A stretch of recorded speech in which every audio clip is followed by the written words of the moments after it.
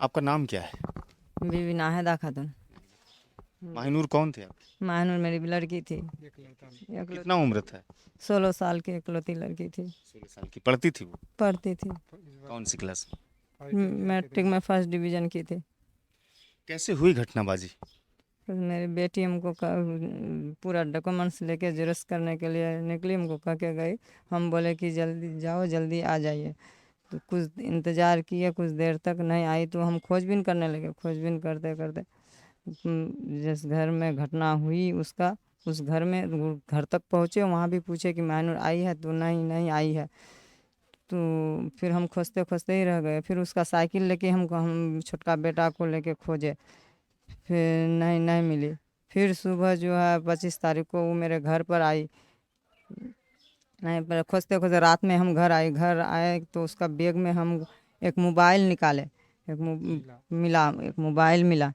Mobile निकाला तो उसमें कॉल हिस्ट्री पूरा निकाले। कॉल हिस्ट्री के साथ 25 तारीख को फिर हम लोग थाना में ये किए, एफआईआर की? एफआईआर मिसिंग रिपोर्ट दिए। पता हो गई है मेरी। कॉल हिस्ट्री के साथ मिसिंग रिपोर्ट दिए, लेकिन पुलिस वाला कोई खोजबीन नहीं किया। अगर पुलिस वाला खोजबीन करता तो मेरी बेटी जिंदा बच जाती। तो क्या पुलिस से असंतुष्ट हैं आप? संतुष्ट नहीं हैं? संतुष्ट नहीं है। अच्छा, अब तक की जो कार्रवाई हुई है, अब तक की कार्रवाई में आप संतुष्ट हैं प्रशासन के की साथ तरफ से? हम पूरा इसमें एप्लीकेशन में लिखवा है कि मेरे बेटी के साथ उसमें वो तो मिसिंग रिपोर्ट दिए। उसके बाद खोजबीन करती तो बच जाती, लेकिन जब 5 बजे 25 तारीख 5 बजे को हम लोग को लाश मिली तो उसको लाश कहाँ से मिला? लाश रेखा देवी के घर से मिली। रेखा देवी के घर से? उसकी बेटी नीतू कुमारी मेरी बेटी की सहेली थी। वहीं से लाश मिली। लाश को देखते हैं कि एकदम पूरी एकदम बहुत गैंगरेप के साथ एकदम ये किया, हत्यादार पर हाथ पैर तोड़ के और कमर उमर पूरा तोड़ के और गैंगरेप के साथ उसको मर्डर कर दिया। तो हम यही चाहते हैं कि मेरी बेटी के लिए हमको इंसाफ चाहिए। अभी तक पुलिस प्रशासन ने मदद आपको किया है? फांसी लटका दिया। पुलिस ने मदद किया है इस अब मामले में? तक कोई मदद नहीं किया है पुलिस। नहीं मदद किया? नहीं, घर पर आपके एसपी आए, कटिहार एसपी जो एसपी अब तक नहीं आई है। स्थानीय जो विधायक हैं यहाँ से आए? नहीं नहीं आई है। वो भी नहीं है? नहीं आई है। कोई भी सरकार के आदमी या आला अफसर यहाँ पर पहुंचे आपके घर पर? नहीं नहीं पहुंचे। नहीं। अच्छा, एक रिपोर्ट, पोस्टमार्टम की रिपोर्ट कटिहार से निकली थी। उस रिपोर्ट में तो साइन नहीं होता है किसी तरह का कोई रेप, जैसा कि मालूमात हुई है। लेकिन आपने सवाल खड़ा किया है कि उस पर रेप है, लेकिन भागलपुर का जो फिर पोस्टमार्टम रिपोर्ट है वो पब्लिश नहीं हुआ है। आपको क्या लगता है कि आपकी बेटी के साथ रेप ही हुआ है? रेप ही हुआ है, रेप हुआ है बहुत। इसी में जो कि ये हुआ है गैंग रेप करके बहुत उसको दिक्कतदारी के साथ गलत उसको तरीके से लिखे, जो हम बता रहे हैं वो नहीं बलात्कार करके उसको फांसी में लटका दिया। उनके पिताजी हैं, यानी वालिद साहब हैं माहिनूर के। क्या और कैसे, किस तरह से अब तक कार्रवाई हुई है? क्या संतुष्ट हैं प्रशासन की तरफ से या सरकार के लोगों से? नहीं, हम पुलिस प्रशासन से संतुष्ट नहीं है, इसीलिए कि जो कि हम जब जो कि लिखा रहे थे, बता रहे थे कि उसके साथ गैंग रेप हुआ है, उसको उसका हाथ पैर तोड़ दिया है, उसके साथ जो कि बहुत जो कि अत्याचारी हुआ है, जो कि अत्याचारी हुआ है, और जो कि उसको जो कि साजिश करके जो कि उसको जो कि ये किया, मरा है। क्या पहले उसका किडनैप हुआ है? हाँ जी, उनका उसको पहले अगवा किया है, उसके बाद जो कि उसको जो कि ये गैंग रेप किया है, उसके उसकी बाद हत्या हुई? हाँ, उसके बाद उसकी हत्या हुई है। क्या किसी तरह का जो एफआईआर में नाम आपने कितने लोगों का दिया है? करीब जो कि 8 आदमी का नाम दिए हैं। तो उन लोगों पर आपका शंका है? जी, उन पर शंका और भी शंका है या विश्वास है कि वही लोगों ने रेप किया? हाँ, वही लोगों पर शंका है और विश्वास भी है, और भी है, और भी लिखा रहे थे वो नहीं लिखा। नहीं लिखा। अच्छा, क्या वजह रही कि कटिहार में जो पोस्टमार्टम रिपोर्ट आई उसमें किसी तरह का कोई रेप का साइन नहीं आया? वजह क्या थी? हम लोग जितना भी रिपोर्ट लिखा रहे थे वो पुलिस वाला ने कोई हम लोग का बातें नहीं सुनी, कागज फेंक रहे थे हम ही लोग पर। पोस्टमार्टम रिपोर्ट कटिहार में तो पुष्टि नहीं करता है रेप का। वो जो कि ऐसे जो कि वो या जो प्रशासन की मिली भगत है? मिली भगत है, प्रशासन की मिली भगत भगत है, ऊपर से नीचे तक मैनेज करके वो जो कि ऐसा काम किया है। आप उनके भाई हैं? अच्छा, वो आपसे बड़ी थी या छोटी नहीं, थी? वो मेरे से छोटी थी। कितने साल की छोटी? वो मेरे से मतलब 4 से 5 साल की छोटी थी। सुनते हैं कि बहुत तेज थी माहिनूर पढ़ने में। जी, वो बहुत ज़्यादा तेज़ थी, क्योंकि हम लोगों ने उसको शुरू से ही बाहर में, घर में नहीं रखा है, उसको शुरू से ही हम लोग बाहर में, हॉस्टलों में, ये सब जगहों पे पढ़ाया। और हम लोग का सपना था कि उसको अच्छे से पढ़ा लिखा के, घर से इकलौती थी, उसको जितना खर्च हो उसको डॉक्टर बनाना था। मैट्रिक में कितना % नंबर लाई थी वो? वो मैट्रिक में पूरे गांव में सबसे ज़्यादा वही नंबर लाई थी, जो 300 प्लस नंबर था, 328 के आसपास ऐसा कुछ नंबर था। माहिनूर क्या बनना चाहती थी? वो बड़े होकर डॉक्टर बनना चाहती थी, उसका सपना था, और इकलौती थी वो। और हम लोग ही चाहते थे कि उसको डॉक्टर ही बनाएंगे। क्या कभी किसी तरह का कोई शंका लगा, किसी तरह का कोई ये चीज़ आप लोगों को शक शुबा हुआ कि किसी तरह का कोई लव अफेयर्स और प्रेम प्रसंग है? नहीं, ऐसा कुछ नहीं, हम लोग को कुछ नहीं शंका था, ऐसा कुछ नहीं, वो ऐसी थी ही नहीं। ये बात को पूरे समाज ही बोल सकते हैं कि ये ऐसी लड़की थी ही नहीं। अच्छा, मीडिया जो बड़ी मीडिया है आपको कवरेज करने के लिए नहीं आई है, जैसा कि मुझे पता चल पा रहा है। जी, जो भी बड़ी मीडिया है, कोई नहीं आया है, जो कि सारे वो मतलब, वो तो सारे बड़े मीडिया तो बड़े मीडिया रहेगा, वो तो सारे तो भाजपा पे बिके, वो भाजपा के कार्यकर्ता है सारे, तो उसमें तो। लोकल विधायक जो हैं वो आए थे? जी, लोकल विधायक, जो स्थानीय विधायक विधायिका है हमारी निशा सिंह, वो अभी तक हमारे घर पे नहीं पहुंची है। जो कटिहार जिला के एसपी हैं वो कभी? नहीं नहीं, वो तो साफ साफ जाहिर ये कर रहे हैं कि जब अभी पोस्टमार्टम रिपोर्ट आया भी नहीं, उससे पहले ही ये चीज़ जाहिर कर दिया है कि मतलब आप लोग को अल्लाह माफ़ नहीं करेगी, आप लोग गलत कर रहे हैं। ना ही उस बच्ची के साथ रेप हुआ है, ना ही वो बच्ची के साथ उसको, उस बच्चे का, कटिहार एसपी का कहना है। ये कटिहार एसपी का कहना है कि ना ही उस बच्चे के साथ रेप हुआ है, ना ही उसका हत्या हुआ है, वो बच्ची सुसाइड की है। सुसाइड की? जी। ये प्रशासन का मानना है। जी, एसपी साहब ये अपने बयान में बोल रहे हैं, और उनका कॉल रिकॉर्ड भी हमारे पास है। आपका नाम क्या है? मेरा नाम मुस्तकीम रज़ा। मुस्तकिम साहब, अब आगे की क्या तैयारियां हैं, कैसे लड़ेंगे इस लड़ाई को आप? इस लड़ाई, हम हक की लड़ाई, इंसाफ के लिए हमको जहाँ तक जाना पड़े, हमको जहाँ भी जाना पड़े, हम जाने के लिए तैयार हैं, हम पीछे हटने वाले नहीं। जब तक माहिनूर को इंसाफ नहीं मिलेगा, उसके कातिलों को, उसके साथ जो बलात्कार किए बलात्कारियों को जब तक फांसी की सज़ा नहीं होती, हम लोग शांति से घर पे नहीं बैठने वाले। आप लोग जो प्रदर्शन कर रहे थे, जो संवैधानिक तरीके से जो सेटिंग प्रोसेस था, उस पर भी पाबंदियां लगा दी गई प्रशासन की तरफ से, और 53 लोग जो नामजद हो गए इसमें, और 400 अज्ञात लोगों पर एफआईआर कर दिया गया, जो लोकल पुलिस थी।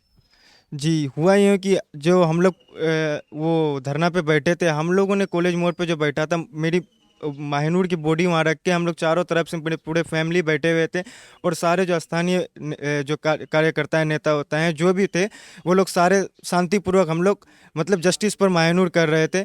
और उस बीच में हम लोग को ये नहीं मालूम है, हम थाना वहाँ से जबकि आधा किलोमीटर दूर है। और आप लोग भी जानते हैं कि हर प्रोटेस्ट में एक एंटी प्रोटेस्ट होता है, जो उन्हीं की साजिश है, उन लोग का ही ये सब सारा काम है। जो पथराव उथराव किए हैं, वो उल्टे हम लोग पे एफआईआर कर दिए हैं, बहुत सारे धारा लगा दिए। और हम लोगों ने हम लोग के जो एफआईआर करवा रहे हैं, उस पर वो लोग कुछ नहीं लिखे हैं, जो बोले हैं, और वो अपने मन से, देखिए हम लोग पे इतने सारे धारा लगा दिए हैं। देखिए आप, कम से कम 7 से 8 धारा लगा दिए हैं हम लोग पे। 27 तारीख को प्रशासन की तरफ से 27/5/2022 को एक एफआईआर होता है, जिसमें डैमेज पब्लिक प्रॉपर्टी एक्ट 1984 का मामला दर्ज करता है, जिसमें 400 लोग और 53 लोग नामजद हैं, तमाम लोग। अब इस तरह का जो प्रशासन आपके लिए बाधा पहुंचा रही है, इसको कैसे दूर करिएगा? जी, इसके लिए तो हम लोग जहाँ पे भी हम लोग को जहाँ तक जाना पड़े, जो चीज़ करना पड़ेगा हम लोग करेंगे। क्योंकि हम ये कहेंगे कि आपके थाने में, आपके जो सरकारी संपत्ति को जो भी नुकसान हुआ है, आपके थाने में सीसीटीवी कैमरे लगे हुए हैं, आप उनको चेक कीजिए। उनके थ्रू आप आइडेंटिफाई कीजिए कि कौन कौन थाने में आए थे, उनका नाम लिखिए। जो हमारे परिजन थे, जो हम लोग के साथ जो मिल के शांतिपूर्वक प्रोटेस्ट कर रहे थे, उन पे आप लोगों ने लगाया। ये केस को डाइवर्ट करने के लिए किया गया है कि हम लोग पे जो ये धारा लगाया है, ये सोच के लगाया गया है कि इन लोग पे धारा लगा देंगे तो ये लोग आगे कुछ नहीं करेगा, ये लोग शांति से बैठ जाएगा। लेकिन हम लोग शांति से नहीं बैठेंगे। जब तक माहिनूर को न्याय नहीं मिल जाता है, तो हम लोग शांति से बैठने वाले नहीं। इसके लिए हम लोग को जहाँ तक जाना पड़े आवाज़ उठाने के लिए, हम लोग वहाँ तक जाएंगे। जस्टिस फॉर माहिनूर इन दिनों ट्रेंड चल रहा है। आप चूंकि उनके घर पर मिलने आए हैं लोगों से, क्या लगता है कि इंसाफ के लिए बाधाएं कहाँ से पैदा हो रही है? इंसाफ के लिए एक तो तुरंत तुरंत घटना घटी है, तो पुलिस को भी इन्वेस्टिगेशन में थोड़ा अपना लगा हुआ होगा। हम लोग तो उतना जान नहीं रहे हैं। हम तो आए हैं, इनकी मदर, इनके फादर, इनका। आप कौन है? मेरा नाम कुंदन कुमार है। क्या सामाजिक कार्यकर्ता? हाँ, राजनीतिक सामाजिक जो बोलिए, क्या राजद में है? राजद में है। अच्छा, तो एसपी यादव कब आ रहे हैं घर? वो तो उनको बताएंगे। आज हम लोग जा रहे हैं पटना, तो कल उनको एफआईआर का कॉपी वगैरह जो है ना, सारा हम लोग के पास नहीं था। और जो कॉपी भी है वो बहुत ही कलर उसका जो है ना, ये फ़ोटो खींचने से नहीं आता है। तो इनके ब्रदर को मैंने बोला है, तो ये पीडीएफ फाइल भेज देंगे अभी। तो कल उनको दिखाते हैं, फिर उनका जो भी टाइम होगा तो इन लोग को बता दिया जाएगा। कितना मुश्किल है ये राह और माहिनूर को इंसाफ मिलना, क्या तैयारियां हो रही है? देखिए, ये जो है हम लोग तो बहुत ही मेहनत के साथ और बहुत ही जुनून के साथ इस लड़ाई को लड़ रहे हैं और हर कोई हम लोगों का साथ दे रहा है और उन सब से भी उम्मीद है कि आगे तक साथ देगा। लेकिन ये अब तक हम लोग को न्याय नहीं मिला है।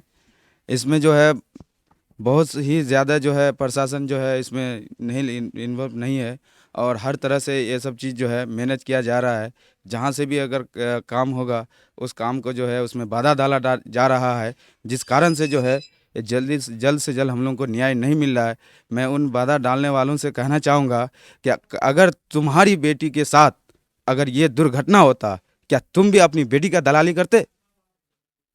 तो इन लोग दलाल ही है, अपनी बेटी का भी दलाली करता होगा, अपनी बहन का भी दलाली करता होगा। इसी कारण से जो है अपनी ही बेटी को बेटी अगर समझे तो किसी और कोई भी बेटी को बेटी समझती हो। लेकिन उन लोगों ने जो है ना अपनी बेटी को बेटी समझता होगा, ना इसीलिए किसी और की बेटी को भी उन लोग बेटी नहीं समझता है। इसलिए काम में बाधा डाल रहा है और हर तरह से हर जगह मैनेज किया जा रहा है। मैं यही कहना चाहूँगा। देखिए, परिजन तो बिल्कुल भी संतुष्ट नहीं है। कुछ सामाजिक कार्यकर्ता आए थे, राजनीतिक दल के लोग भी आए हुए थे, कह रहे थे कि तैयारियां चल रही है और इंसाफ माहिनूर को जरूर मिलेगा। तस्वीरें आप देखिए, ये माहिनूर का घर है और यही माहिनूर अपनी पढ़ाई करती थी, यहीं रहती थी माँ के साथ और अपने वालिद साहब के साथ, अपने भाइयों के साथ। इकलौती वो लड़की थी इस घर की और बड़े सपने संजोए थे कि आगे चलकर मुझे अच्छी पढ़ाई करनी है और तमाम पढ़ाइयों के बाद डॉक्टरी के पेशे में जाना है। उनका सपना तो चूर हुआ ही, साथ में जो अनगिनत माहिनूर है पूरे बिहार प्रदेश में, पूरे भारत में, पूरे दुनिया में, उनका भी सपना चूर हुआ है। जिस तरह से बिहार सरकार के आंकड़े हाल ही में आए कि महिलाओं पर अत्याचार और अपराध के जो घटनाएं थे, आंकड़े थे, वो कम हो गए हैं। लेकिन आप ज़मीनी रूप से देखिए कि क्या सही माने में जो सरकार आंकड़े पेश करते हैं उस पर सवाल खड़े नहीं किए जा सकते हैं? आप माहिनूर की घटनाओं में इस बात को सहज समझिए कि जो स्थानीय विधायक हैं भारतीय जनता पार्टी के, वो भी संतापना के लिए और सहानुभूति के लिए उनके घर पर नहीं आए हैं। यहाँ के एसपी कुछ और कहते हैं, लेकिन तमाम तरह के वक्तव्यों के साथ परिजन की कहीं भी सकारात्मकता नहीं दिखती है कि हमारी लड़की के साथ रेप नहीं हुआ है। एक बड़ा सवाल है जो बिहार वासियों को इसका जवाब ढूंढना है। फिलहाल इस वीडियो को हम खत्म करते हैं, मिलते हैं इससे दूसरे वीडियो में। हमारे चैनल को सब्सक्राइब कीजिए, हमारी बातचीत को फेसबुक पर देख रहे हैं तो साझा जरूर कीजिए और जस्टिस फॉर माहिनूर के लिए अपनी आवाज़ को जरूर उठाइए। धन्यवाद।